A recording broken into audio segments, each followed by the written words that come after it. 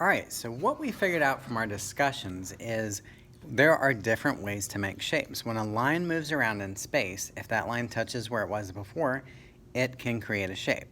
So what we're going to do to design our painting we'll start working on is we're actually going to create our shape in a very different way than we've normally done. So we're not going to draw our shapes to start with. What we're going to do is start with a piece of paper. I want you to take it, and I don't want you to fold it in half, I just want you to fold it. So bring part of it over. You get to decide how, so it doesn't even have to be the way that I'm doing mine right now. But then you're going to crease it. When you crease it, that in effect is creating a line. So that's putting a line through our space. Now if I open it up to look at it, there's two separate spaces here separated by this line. One of them looks like a triangle. One of them is a shape that's hard to describe, but as we have discussed, it is still a shape. So I'm going to keep that folded, and while it's still folded, I'm going to take my paper and I'm just going to fold it over, but then I want to create a line. I want to divide that space into more shapes, so I'm going to press this down and crease it.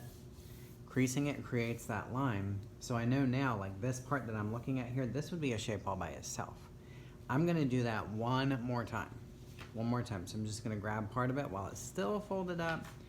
I'm going to crease it, and then I'm going to unfold it and see what I've done here. How have I divided up my space into separate shapes?